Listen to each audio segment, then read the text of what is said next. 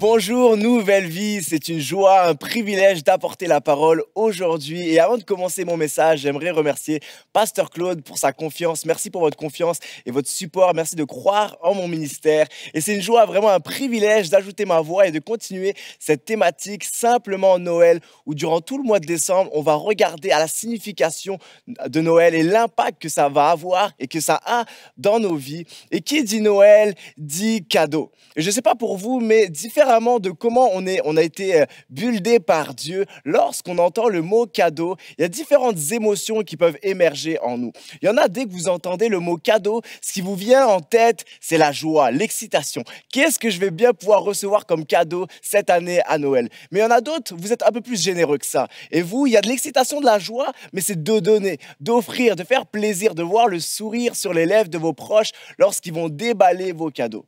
Et puis il y en a d'autres, vous êtes comme moi, et dès que vous entendez le mot cadeau, l'émotion qui vient en premier, c'est l'anxiété. L'anxiété de qu'est-ce que je vais pouvoir offrir comme cadeau. Est-ce que mon cadeau va être à la hauteur? Est-ce que mon cadeau va plaire? Est-ce que mon cadeau va me faire passer des bonnes vacances de Noël ou des vacances un peu plus compliquées? Et je ne sais pas si vous savez, mais on dit qu'il y a 5 langages de l'amour. Et il y a les paroles valorisantes, il y a le toucher, les câlins, les services rendus. Et parmi dedans, il y a les cadeaux.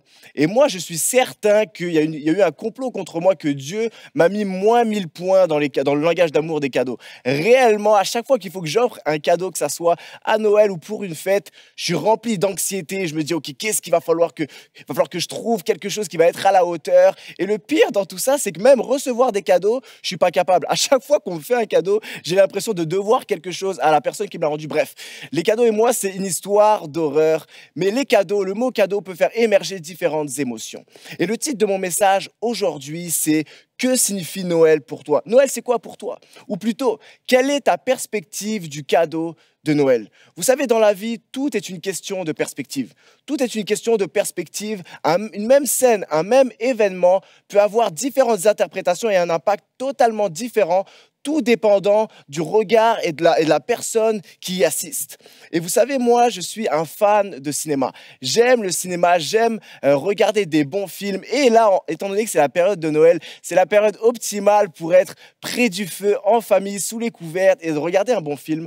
Et un des types de films que j'aime, c'est les types de films où il y a ce qu'on appelle l'effet Rashomon. L'effet Rashomon est décrit comme une méthode de narration et d'écriture au cinéma dans laquelle un événement reçoit des interprétations ou des descriptions différentes par les individus impliqués, offrant ainsi différentes perspectives et points de vue sur le même incident. Vous savez, c'est le genre de film où la scène revient en boucle à chaque fois, mais à chaque fois à travers le regard d'un personnage différent. Une fois, ça va être à travers le regard du méchant, d'une autre fois du gentil, de la victime, et à la fin, il y a une vision neutre qui vient expliquer qu'est-ce qui s'est réellement passé et vient conclure le film. Et c'est un peu ce que j'aimerais faire avec vous aujourd'hui. Et on va regarder à la naissance de Jésus, à la venue de Jésus sur terre, mais à travers le regard, à travers la perspective de différents personnages bibliques. Et ce qu'on va découvrir ensemble, c'est que ta perspective de Noël détermine ta destinée. Et mon premier point aujourd'hui, c'est: vois-tu Noël comme un cadeau menaçant ou libérateur? La première perspective qu'on va voir ensemble est celle de Hérode. Hérode était un roi de Judée. Il a été proclamé roi alors que le général romain Pompée venait de conquérir Jérusalem auprès de milliers de morts. Et pour canaliser un peu les Juifs, il s'est dit, je vais élire un roi des Juifs et pour vraiment qui va être un allié, qui va être un ami. Sauf que Hérode n'était pas du tout juif. Et la suite de l'histoire nous montrera que la seule chose qui l'intéressait réellement, c'était le pouvoir, c'était l'argent, c'était d'avoir sa liberté à lui. Donc lorsque Jésus arrive sur la scène, sur le devant de la scène, Hérode est dans une place de choix. Il est le roi de Judée, il vit une vie de luxe, c'est lui qui est en autorité, c'est lui qui est en pouvoir. Sauf qu'à un moment donné, des mages débarquent, arrivent vers lui et lui posent la question: où est le roi des Juifs, le Messie qui doit naître? Et là, ça, c'est le cauchemar ultime pour Hérode. perdre son trône, perdre son contrôle, perdre son pouvoir. Et puis, il faut savoir quelque chose sur le roi Hérode, c'était qu'il était particulièrement paranoïaque, à un tel point qu'à un moment donné, il a été prêt à assassiner son fils parce qu'il le soupçonnait de comploter contre lui. C'était à ce point-là. Donc là, c'est le pire cauchemar pour Hérode, mais il décide quand même d'aller voir les leaders religieux et de voir avec eux où est-ce que le Messie dont ces mages me parlent est censé naître. Et il découvre que c'est à Bethléem et il décide de dire aux différents mages qui étaient là, qui venaient chercher le Messie, que le Messie est censé naître à Bethléem. Et alors qu'il leur dit ça, il ajoute, mais lorsque vous l'aurez trouvé, venez me voir pour que moi je puisse aller vers lui et lui offrir des cadeaux. Mais alors qu'ils découvrent Jésus à Bethléem, qu'ils s'en vont pour aller voir Hérode, ils sont avertis par un ange. Ils sont avertis par un ange qui leur dit « Ne retournez pas voir Hérode, continuez leur route. » Et un même ange viendra avertir justement Joseph et Marie qui venaient d'avoir Jésus pour leur dire ceci. Après leur départ, un ange du Seigneur apparut à Joseph dans un rêve et lui dit « Lève-toi, prends l'enfant et sa mère et fuis en Égypte. Tu y resteras jusqu'à ce que je te dise de revenir, car Hérode fera rechercher l'enfant pour le tuer. » Hérode voyait Jésus comme une menace. Hérode voyait rien de positif à la venue de Jésus. Il voyait Jésus comme une menace à son trône, à son pouvoir, à sa liberté, à sa joie, à son plaisir, à finalement l'épanouissement de sa vie. Il n'y a rien de positif qui pouvait venir de Jésus selon Hérode. Il le voyait clairement comme une menace. Mais pourtant, Jésus était aussi venu sur terre pour Hérode. Vous savez, lorsqu'on grandit dans une famille chrétienne, on entend des récits bibliques, et on a l'habitude d'entendre les récits, puis on développe un sens profond de qui sont les bons, qui sont les mauvais dans les récits bibliques, qui sont les gentils, qui sont les méchants dans les personnages, dans les récits bibliques.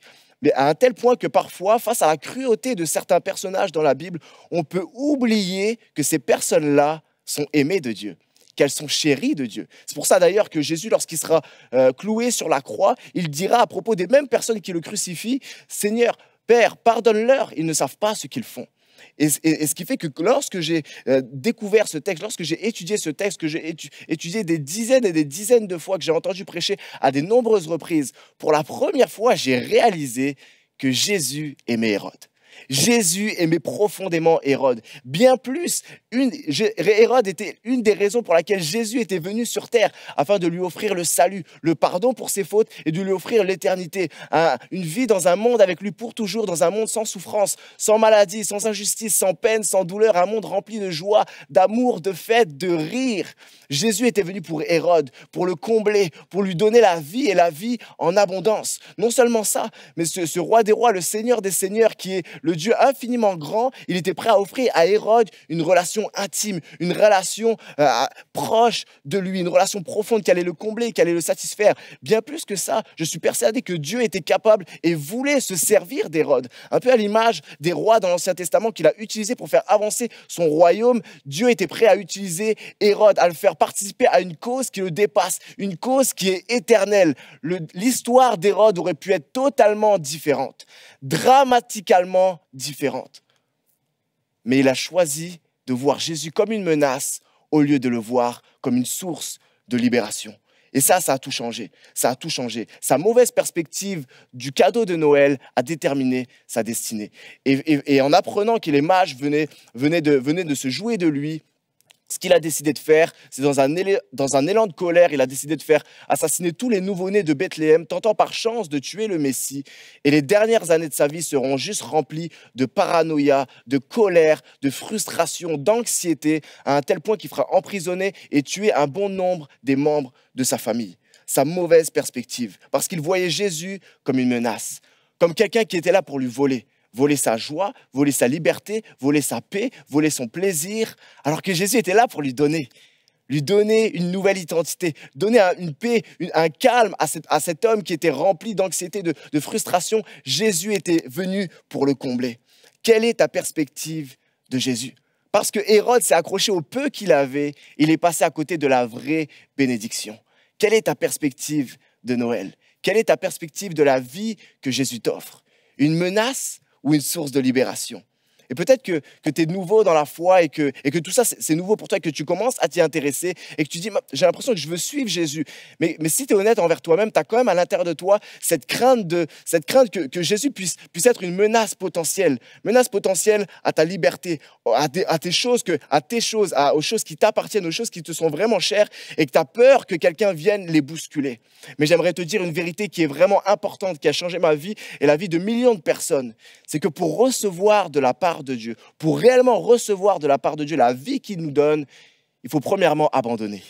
Abandonner notre désir de vouloir tout contrôler. Abandonner nos plans qui ne s'alignent pas avec sa volonté. Abandonner notre volonté à vouloir accomplir tout par nous-mêmes. Abandonner parfois une certaine forme de confort. Et vous savez, j'irai même plus loin. Il est possible de marcher avec le Seigneur depuis de nombreuses années et de quand même voir Jésus comme une menace. Pourquoi? Parce que Jésus se plaît et vient menacer tout ce qui, dans notre vie, a pris sa place. Tout ce qui, dans notre vie, est devenu une source d'espoir et de satisfaction, alors qu'ultimement, il est le seul à pouvoir nous combler.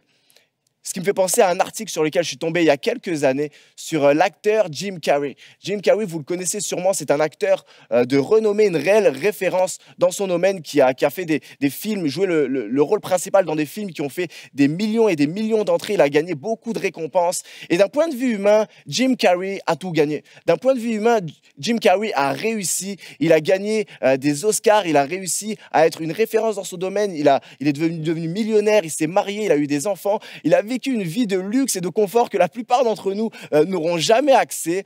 Mais pourtant, Jim Carrey, à un moment donné, il est passé par une dépression. Il est passé par une dépression et il s'est fait accompagner. Et en sortant de cette dépression-là, alors qu'il allait vraiment mieux, il a accordé une interview. Il a accordé une interview et dans cette interview-là, il a déclaré une phrase qui m'a juste saisi et qui m'a marqué durant les dernières années. Et cette phrase, c'est la suivante.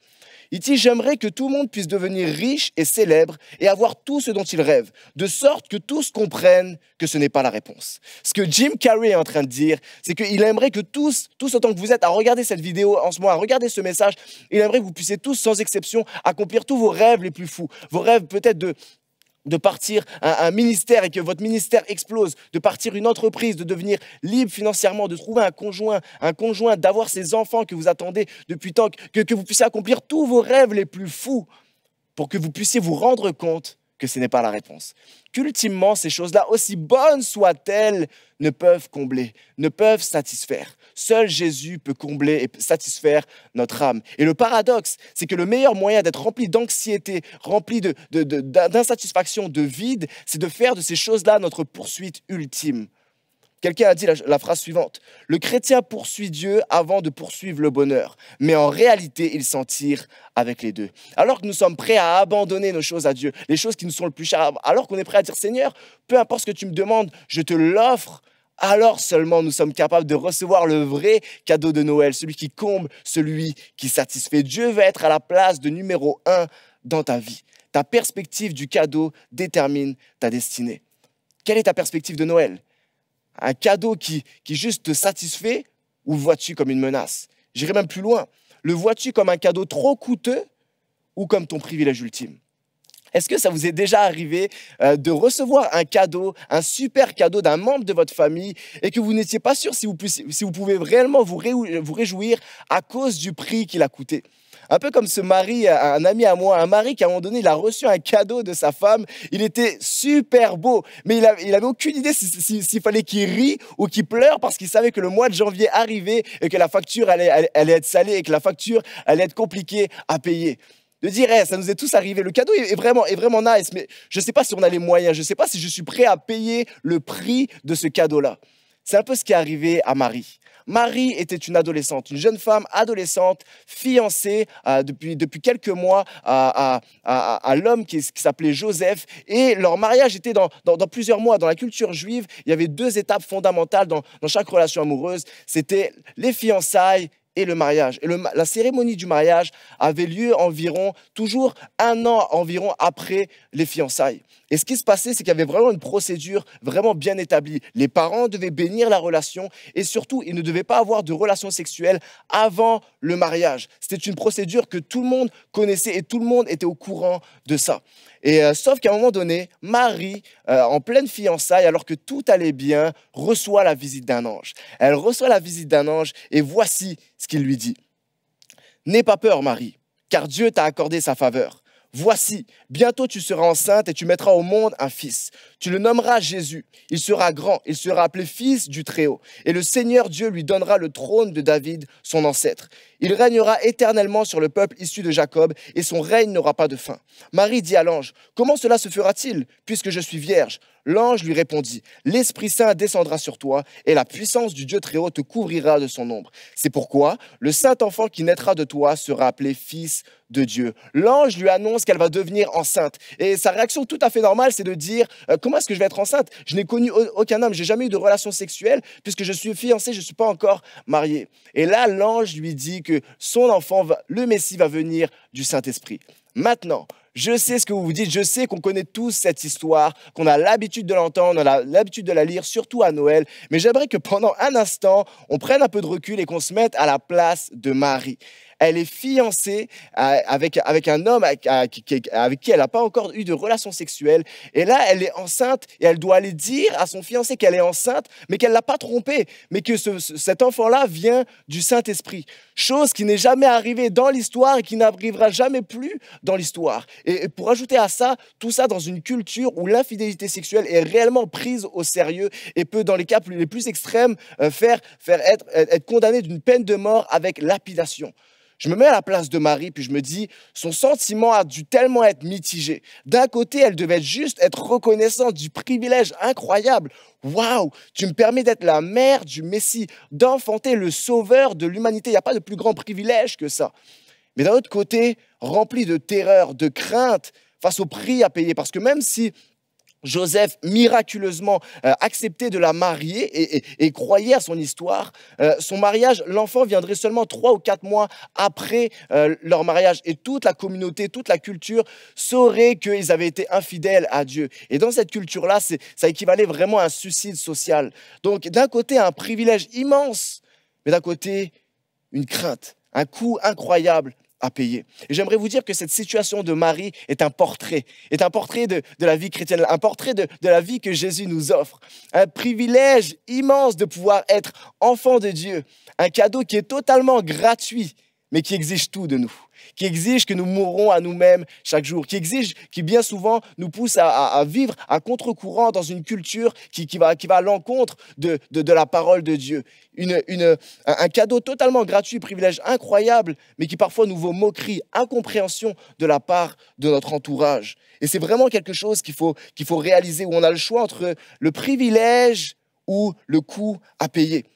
Les deux viennent ensemble. Et il y a vraiment quelque chose de fort. Une des tentations qu'on peut avoir dans la vie chrétienne lorsqu'on fait face aux défis de la vie chrétienne, c'est parfois d'avoir tellement les yeux fixés sur le coût à payer, les sacrifices qu'on fait en ce moment, l'incompréhension de notre entourage, que nos yeux sont tellement fixés sur le coût qu'on perd de vue le privilège, immense qu'on a de pouvoir faire partie de la famille de Dieu, de pouvoir être utilisé à servir Dieu dans une cause qui est éternelle.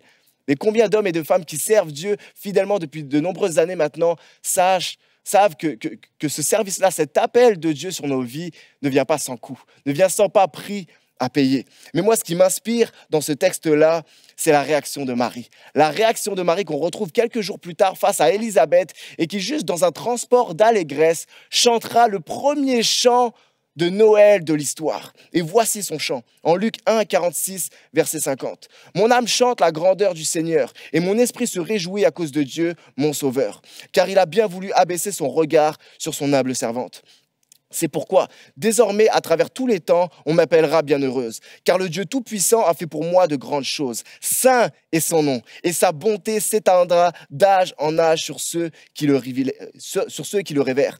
Face au privilège d'être choisi de Dieu, le coût vient au second plan. Face à la joie et au bonheur immense d'avoir été vu parmi la multitude, le prix à payer vient au second. Marie est juste captivée par le privilège qu'elle a. Marie était une femme venant d'une famille pauvre et dans une culture où la femme était mise de côté. Elle était mise de côté par beaucoup. Elle était rejetée par beaucoup.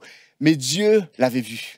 Dieu l'avait remarqué. Et Dieu lui a fait grâce et l'a utilisée d'une manière juste infiniment plus au-delà de ce qu'elle aurait pu même penser, imaginer ou même rêver. Elle était juste, waouh, merci Seigneur pour le privilège que tu me donnes. Et j'aimerais te dire que peu importe où tu te situes en ce moment, peu importe ce que les gens disent de toi, peu importe les erreurs, les fautes, les culpabilités que tu as sur toi, peu importe même ce que toi tu dis de toi-même. Peut-être que tu es là en ce moment dans une période de ta vie où c'est difficile, où peut-être tu portes une honte, un sentiment d'invalidité, tu as l'impression que tu n'as rien apporté à la société, que tu n'as aucune valeur, que tu n'as aucun rôle à jouer. J'aimerais te dire que le roi des rois, le Seigneur des seigneurs te voit.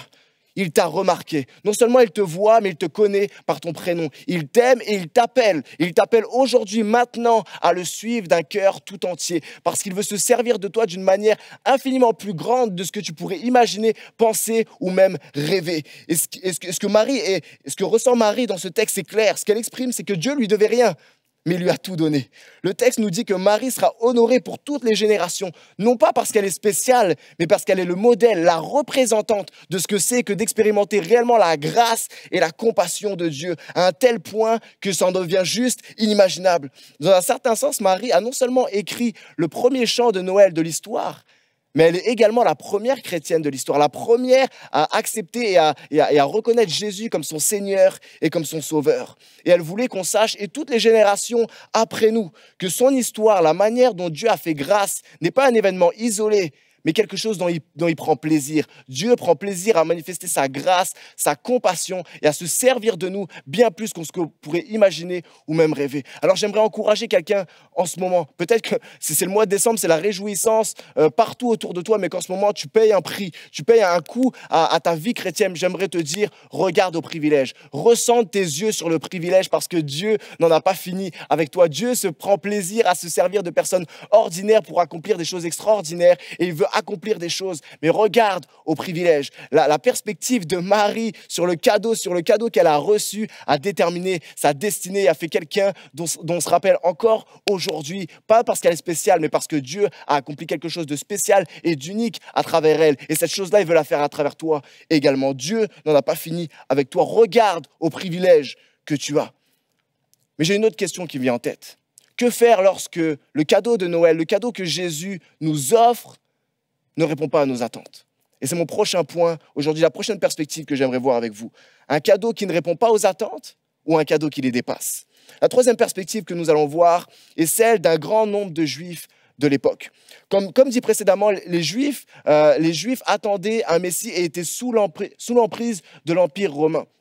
Et l'Empire romain avait vraiment une emprise vraiment difficile. Il y avait des taxes oppressives. Hérode vraiment régnait d'une main de fer et c'était vraiment quelque chose de difficile pour le peuple d'Israël. Et ils rêvaient ensemble. Ils rêvaient un jour que Israël puisse redevenir belle et forte comme à l'époque du roi David, où elle était la première puissance du monde du Proche-Orient. Ils avaient des rêves, ils avaient des attentes. D'autant plus que ces attentes-là étaient basées sur l'Écriture. Parce que plusieurs passages de l'Ancien Testament avaient prophétisé qu'un Messie allait venir de la lignée de David. Et beaucoup de Juifs avaient en tête, ok, en ce moment c'est difficile sous l'Empire romain, mais il y a un Messie qui va arriver de la lignée de David, un peu à l'image de David, conquérant avec son épée, qui va renverser l'Empire romain, qui va nous permettre d'avoir un renversement militaire et politique. On ne va plus être oppressé par l'Empire romain, bien au contraire, on va avoir même une richesse matérielle, on va redevenir une puissance mondiale et on va pouvoir vivre dans le confort et vivre en toute liberté. C'est ça qu'ils avaient en tête.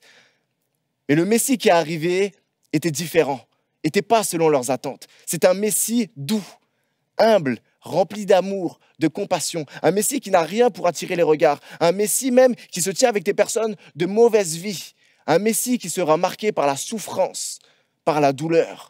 Et face à cette description-là, ils sont déçus. Ils sont déçus parce que ce Messie-là ne répond pas à leurs attentes. Pourtant, s'ils avaient lu et s'ils avaient vraiment étudié la parole de Dieu et regardé aux promesses avec humilité, c'était de cette manière-là que le Messie devait venir. C'était avec cette marque, avec ces caractéristiques-là que le Messie devait venir. Un des textes qui illustre le mieux cette vérité-là, c'est Ésaïe 53, versets 2 à 4, qui dit ceci. « Il n'avait ni prestance ni beauté pour retenir notre attention, ni rien dans son aspect qui pût nous attirer. Il était méprisé, abandonné des hommes, un homme de douleur habitué à la souffrance. Oui, il était semblable à ceux devant lesquels on détourne les yeux. Il était méprisé, et nous n'avons fait aucun cas de sa valeur. Pourtant, en vérité, c'est de nos maladies qu'il s'est chargé et ce sont nos souffrances qu'il a prises sur lui. Alors que nous pensions que Dieu l'avait puni, frappé et humilié. De nombreux textes présentaient le cœur de Dieu et ce à quoi le Messie devait ressembler. Mais beaucoup de Juifs l'ont juste manqué car leurs attentes étaient basées beaucoup plus sur leur logique humaine à eux que sur les promesses de Dieu, que sur la parole de Dieu. Et à cause de ça, ils ont manqué le cadeau que Jésus était venu leur offrir. Alors que Jésus était venu accomplir infiniment plus qu'un simple pouvoir politique et militaire. Il avait infiniment plus à leur offrir qu'une richesse matérielle. Il était là pour accomplir ce que lui seul était capable d'accomplir, changer les cœurs et offrir la vie éternelle à tous ceux qui se confient en lui. Mais face à leurs attentes non répondues, au lieu de retourner avec humilité à la parole et de reconnaître Jésus comme Messie, ils se sont frustrés. De dire, OK, ça ne répond pas à mes attentes, moi je me frustre et je laisse et je rejette ce Messie-là. Et ultimement, ils l'ont crucifié. Et bien souvent, dans nos propres vies, nous pouvons manquer des choses incroyables que Dieu va accomplir dans nos saisons, simplement parce que certaines de nos attentes que nous sommes créées tout seuls ne sont pas répondues et nous mènent à la frustration contre Dieu. Pourtant, Dieu ne nous a jamais promis que du moment qu'on mettait notre foi en lui, toutes nos attentes ne seraient répondues, qu'on ne vivrait aucune déception, aucune épreuve, aucune douleur. En fait, il nous a même promis l'inverse. Avant de quitter ses disciples, il dira ceci en Jean 16, 33. « Dans le monde, vous aurez à souffrir bien des afflictions. » L'apôtre Pierre abondera également dans ce sens-là en disant à une église qui vivait sous la persécution, il leur dira: ne soyez pas surpris que vous viviez des épreuves comme s'il s'agissait d'une chose anormale. La parole de Dieu est claire dessus.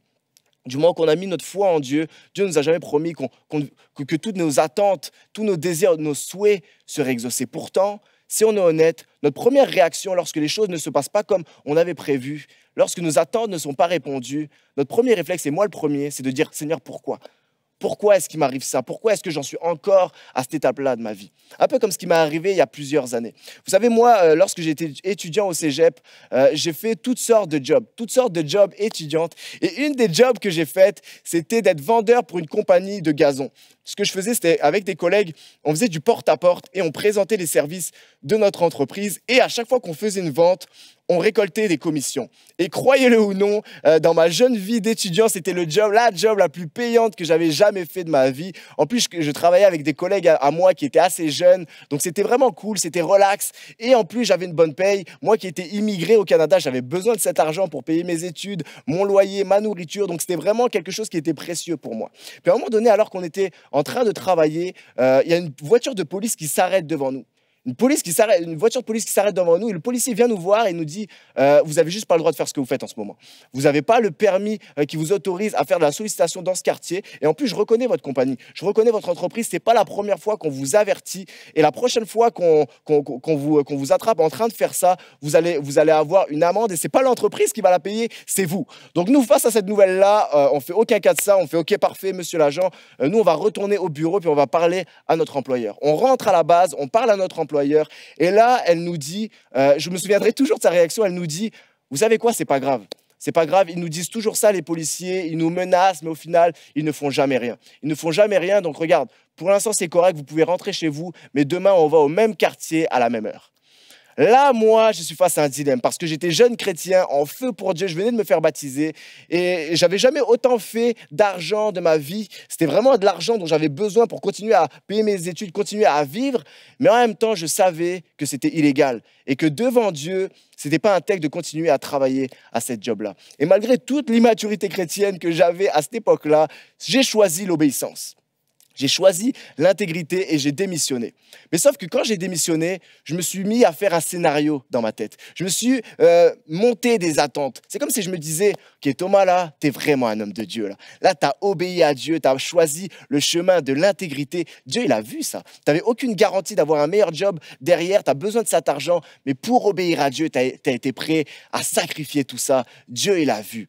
Et là, j'ai commencé à me faire des films que Dieu allait me donner une meilleure job parce que je lui avais obéi. Je me voyais déjà raconter mon témoignage à l'église pour encourager les frères et des sœurs. Alors que j'ai choisi l'obéissance, Dieu a vu et Dieu m'a honoré en donnant un salaire, un travail avec le double du salaire. Je me voyais devant des stades en délire. Sauf que ça ne s'est pas du tout passé comme ça. La réalité, c'est qu'après que j'ai démissionné, j'ai mis plus de 2 mois à trouver un travail. Et le travail que j'ai trouvé était beaucoup moins payé, beaucoup moins le fun et une de mes pires expériences de travail ever. Mais la réalité, c'est que malgré tout ça, je n'ai jamais regretté un seul instant d'avoir pris cette décision. J'ai jamais regretté d'avoir obéi à Dieu. Vous savez pourquoi? Parce que dans cette saison-là de ma vie, j'ai découvert quelque chose. J'ai découvert un des plus grands secrets. J'ai découvert qu'il n'y a rien, absolument rien qui vaut la paix que Dieu te donne lorsque tu marches dans ses voies. Absolument rien. Ni l'argent, ni le ministère, ni l'opportunité, ni un conjoint, une conjointe. Il n'y a rien qui vaut la présence du paix de Dieu qui a tout donné pour moi. Et sa paix lorsqu'on marche dans ses voies. Il n'y a rien qui remplace ça. Et ça tombe bien parce que le résultat de notre obéissance, ce n'est pas d'avoir toutes nos attentes répondues. Ce n'est pas d'avoir de l'absence de problème. Le résultat de notre obéissance, c'est la paix de Dieu avec nous. C'est ce que dira l'apôtre Paul en Philippiens 4,9. Ce que vous avez appris et reçu de moi, ce que vous m'avez entendu dire et vu faire, mettez-le en pratique. Alors le Dieu qui donne la paix sera avec vous. Alors seulement vous pourrez expérimenter le vrai sens de Noël, le vrai cadeau de Noël. Emmanuel, Dieu avec nous, Dieu avec moi. Mais je vais être extrêmement prudent alors que je parle de peine, de défis et de souffrance, parce que je sais que plusieurs d'entre vous, c'est des vraies souffrances que vous vivez en ce moment. C'est la vraie vie, c'est de la vraie peine, c'est de la vraie souffrance. Ce n'est pas juste une petite perte de job étudiant qui a pas tant de conséquences. Là, vous, c'est la vraie vie, des vrais problèmes. Et que des fois, ça peut tellement être difficile de faire face à la souffrance et de concilier ça avec Dieu qui a des promesses pour nos vies. Mais j'aimerais vous dire que celui que j'ai cité là, l'apôtre Paul, lorsqu'il écrit cette lettre-là, il est dans la pire période de sa vie. Il est dans les dernières années de sa vie, malade, en prison pour avoir prêché l'évangile. Et alors qu'il est au fond du gouffre, il a découvert un secret. Tellement un secret qu'il enverra cette lettre, et cette lettre-là sera appelée la lettre de la joie, tellement le thème de la joie y est présent. Et au milieu, parce que l'apôtre Paul a découvert, alors qu'il était dans cette prison-là, il a découvert un des plus grands secrets, qu'il n'y a rien qui vaut la paix de Dieu. Que Dieu est capable, au travers des pires circonstances de ta vie, de te donner une paix, une joie qui est surnaturelle, qui dépasse toutes les circonstances. Mais pour ça, il faut que tu l'acceptes. Pour ça, il faut que tu lui donnes accès à ton cœur. Et je sais que parfois, ça peut être difficile parce qu'on fait tellement face à des déceptions. La pensée de, je pensais que dans ma vie, là, à l'âge où je suis rendu là, je serais ailleurs. Je pensais qu'au niveau de mon ministère, je serais ailleurs. Au niveau de ma carrière, je serais ailleurs. Je pensais qu'à l'âge où j'en suis là, j'aurais trouvé un conjoint, une conjointe. Que mes enfants qui ne marchaient pas dans le Seigneur, je pensais qu'ils seraient revenus à ce moment-là. Mais ils continuent à prendre mauvaise décision sur mauvaise décision et ça me brise le cœur à chaque fois. Je pensais qu'à cet âge-là, j'aurais des enfants. Mais c'est échec sur échec, des déceptions tellement grandes. Et parfois, une des tentations qu'on a, c'est de lever le poing contre Dieu face à l'incompréhension. Mais Dieu veut juste qu'on ouvre sa main et qu'on saisisse la main qu'il nous tend. Parce que Dieu veut venir te secourir là où tu es. Un de mes autres jobs étudiants, c'était de vendre des assurances pour une compagnie qui vendait des assurances pour toutes les personnes qui partaient dans des régions éloignées au Québec et qui se retrouvaient à plusieurs heures de l'hôpital le plus proche pour aller faire du skidoo, d'aller à la chasse, à un chalet, peu importe. Et étant donné qu'ils se retrouvaient à plusieurs heures de l'hôpital le plus proche, s'il leur arrivait un accident, s'il arrivait un drame, ils étaient faits, ils étaient quasiment finis parce que le temps que les ambulances viennent, certaines ambulances ne se rendaient même pas où ils étaient. Donc nous, ce qu'on leur offrait, c'était que vous vous abonnez annuellement ou mensuellement à nos services et s'il vous arrive quelque chose alors que vous êtes au chalet, alors que vous êtes à des heures et à des heures de l'hôpital le plus proche, si vous arrive quelque chose, vous nous appelez et à ce moment-là, nous, on prend l'hélicoptère et on vient vous chercher et on vous amène à l'hôpital le plus adapté à vos besoins. On ne promettait jamais aux clients que du moment qu'ils prenaient nos services, ils allaient avoir aucun accident, aucun drame. En fait, on les avertissait, c'était même un de nos arguments de vente de dire il y a de fortes chances que si vous allez faire du skidoo, tout ça, qu'à un moment donné, il vous arrive un accident et que vous ayez besoin de nos services. Et à ce moment-là, nous, on sera là pour vous. Ce qui fait que lorsqu'une urgence arrivait, il n'y a jamais personne qui nous appelait en colère en nous disant « Guys, je ne comprends pas, ça fait des mois et des mois, des années que je paye mon service chez vous et il m'est arrivé une catastrophe et il m'est arrivé une urgence. » Non, non. À chaque fois qu'ils nous appelaient, c'était pour dire « Guys, vous nous aviez prévenus. Vous nous avez prévenus qu'il y avait des moments comme ça qui pouvaient arriver. C'est le moment. C'est le moment où j'ai besoin de vous. Venez me sortir de là. Et j'aimerais te dire qu'aujourd'hui, tu peux crier à Dieu. Au milieu de tes douleurs, au milieu de tes attentes non répondues, tu peux crier à Dieu parce qu'il te tend la main. J'aimerais te dire qu'il n'y a personne qui te comprend mieux que Jésus face à ta souffrance. Parce que tout ce que tu traverses, Jésus l'a traversé avant toi. Tu te sens seul en ce moment? Jésus a vécu la solitude sur la croix où pour la première fois depuis toute l'éternité, il a dit à son Père, « Père, pourquoi m'as-tu abandonné ?» Tu te sens humilié, tu te sens rempli de honte, de culpabilité. à cause des erreurs, à cause de mauvaises décisions que tu as faites en ce moment. Jésus connaît ça. Lorsqu'il était sur la croix, il a porté toute la honte, toute la culpabilité, toutes les choses sales de l'humanité sur ses épaules. Tu as été trahi par quelqu'un, par un de tes proches, par un des membres de ta famille. Jésus a été renié et trahi par ses propres disciples. En ce moment, tu ne te sens pas peut-être apprécié à ta juste valeur dans ton mariage, dans ton travail, dans ta famille. J'aimerais te dire que le roi des rois s'est fait crucifier sur une croix. Tu souffres dans ton corps en ce moment physiquement. Jésus a souffert le martyre lorsqu'il s'est fait fouetter, lorsqu'il s'est fait clouer sur une croix. Toutes les souffrances que tu expérimentes, Jésus les comprend. Ce qui fait qu'il est le mieux placé pour comprendre ta peine et pour venir t'apporter la guérison dont tu as besoin. J'aime beaucoup les paroles de l'auteur Dorothy Sayers qui dit ceci.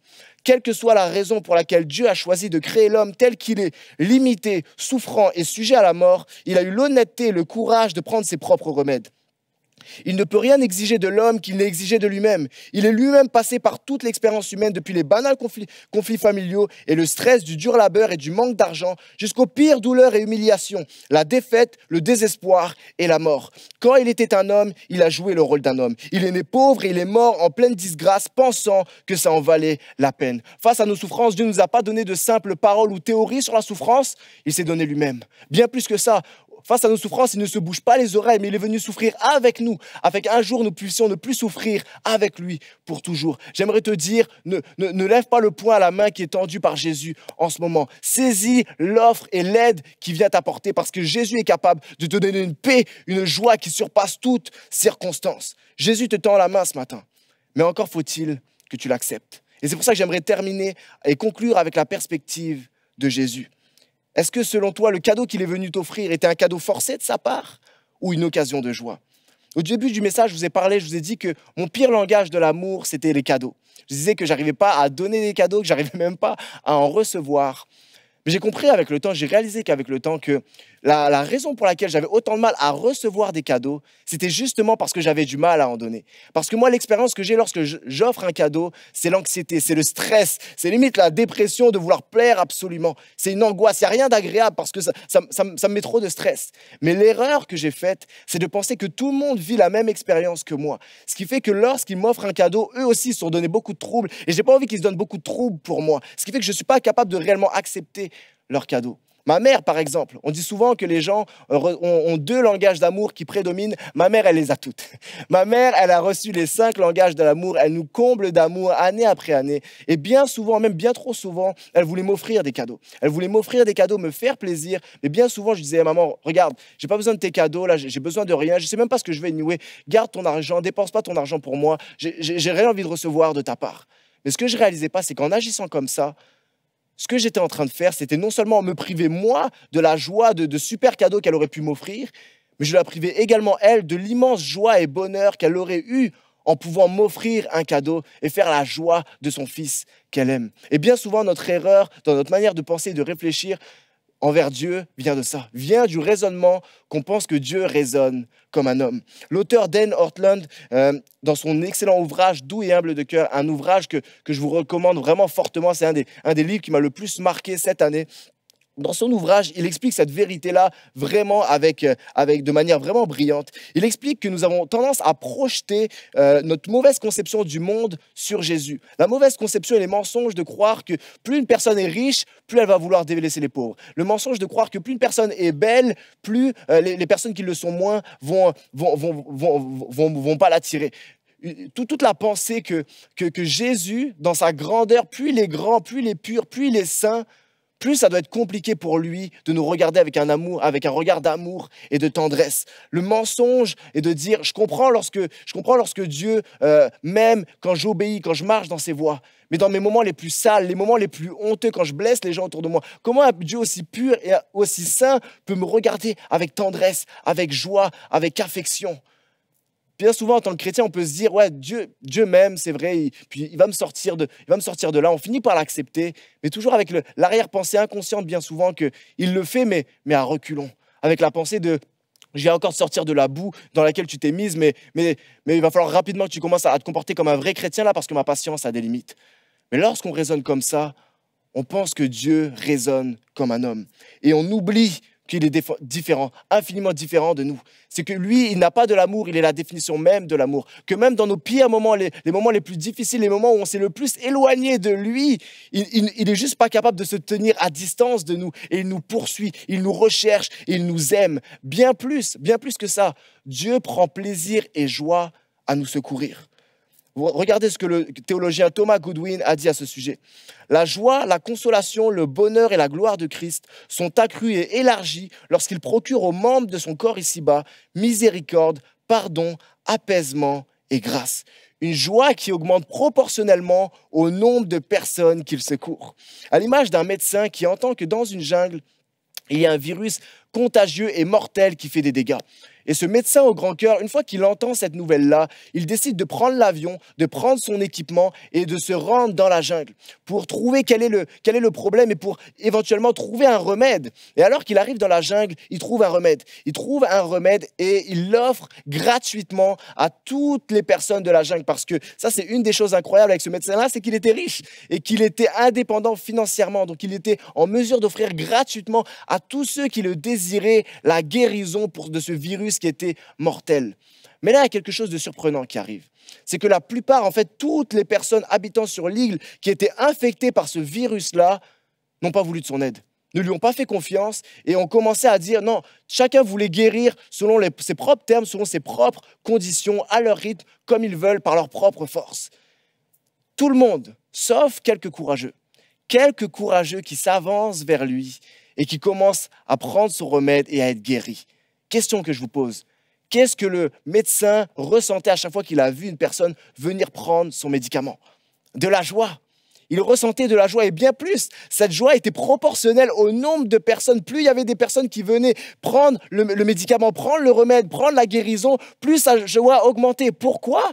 Parce que la raison pour laquelle il avait pris l'avion, il était allé dans cette jungle, c'était justement pour ça, pour leur offrir la guérison. J'aimerais te dire que c'est la même chose pour Jésus-Christ. J'ai l'impression que c'est la même chose. Je te dis que c'est la même chose aujourd'hui. Que Jésus n'est pas irrité, il n'est pas contrarié, il n'est pas en colère, il n'est pas fâché lorsque, après avoir encore fait des erreurs, tu reviens à lui. Parce que c'est la raison pour laquelle il est venu.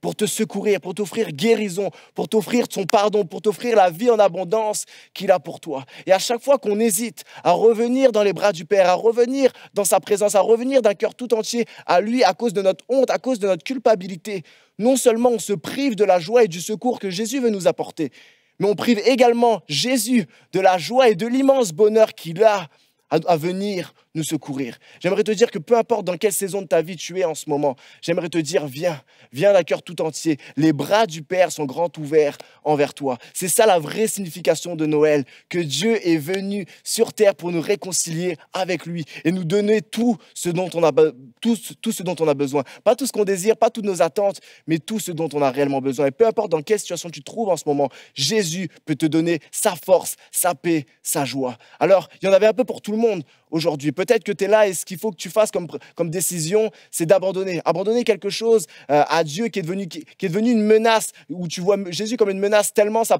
a pris de la place et qu'il faut que tu l'abandonnes. Peut-être qu'en ce moment, tu passes par des défis dans ta vie chrétienne et qu'il faut que tu détournes des coups et que tu regardes au privilège à nouveau de faire partie de ta famille. Ou peut-être qu'aujourd'hui, il faut simplement que tu saisisses la main que Jésus te tend. Mais peu importe, viens avec un cœur tout entier parce que Dieu n'en a pas fini avec toi. Laissez-moi prier pour vous.